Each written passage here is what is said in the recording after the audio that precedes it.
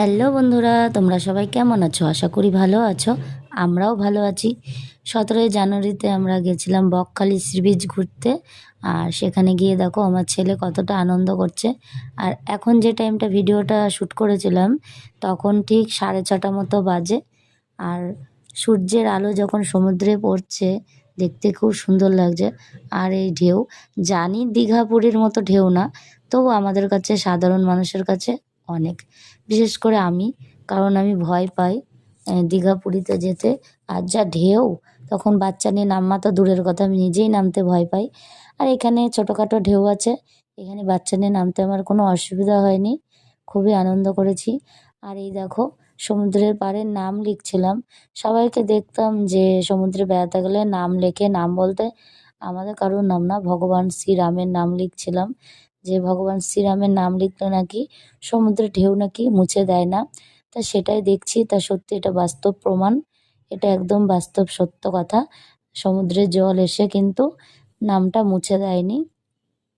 আর যেহেতু এখানে খুব বালি আর শীতের টাইমে গেছি, বুঝতেই পারছো। আর একদম সকালবেলা তো, এখন ভিজে গেলে পরে দুপুরবেলা তো আবার আসবো স্নান করতে। সেজন্য এখন তাড়াতাড়ি করে উঠে পড়ছি। আর আমার ছেলে কিছুতেই উঠছে না, ও তো সেই দৌড়ে দৌড়ে চলে যাচ্ছে। আর যেহেতু এখানে মানে বড় ঢেউ নেই বলে ভয়ের কারণ নেই, তাই ওকে ছেড়েছি, না হলে ওকে ছাড়তাম না। আর পাশে কিন্তু সবাই ছিলাম আমরা। হয়তো অনেকে ভাববে যে বাচ্চাটাকে একা ছেড়ে দিয়ে ভিডিও করছে, তা না, সাইডে সবাই ছিল। আর আমার ছেলের আনন্দটাকেই ক্যামেরা বন্দি করলাম, যাতে ও যখন বড় হবে তখন দেখতে পারবে যে ছোটবেলায় ও কতটা খুশি হয়েছিল। আর এই সমুদ্রে বেড়াতে যাওয়ার ইচ্ছাটা কিন্তু পুরোপুরি আমার ছেলের, কারণ ওর ইচ্ছাটা পূরণ করার জন্যই যাওয়া। নয়তো ঘরের চার দেয়ালের বাইরে কখনো কোথাও যায়নি। এই ফার্স্ট টাইম আমি কোথাও দূরে গেলাম ঘুরতে। খুবই আনন্দ হয়েছে। একদিনের ট্যুর। ওই ধরো শনিবার দিন মানে ১৭ জানুয়ারি রাত ৯টায় বাসে উঠেছিলাম। আর রবিবার ভোর ৫:৩০ নাগাদ নেমেছি বকখালিতে। আবার রবিবার রাত ৯টার সময় বাসে উঠেছি।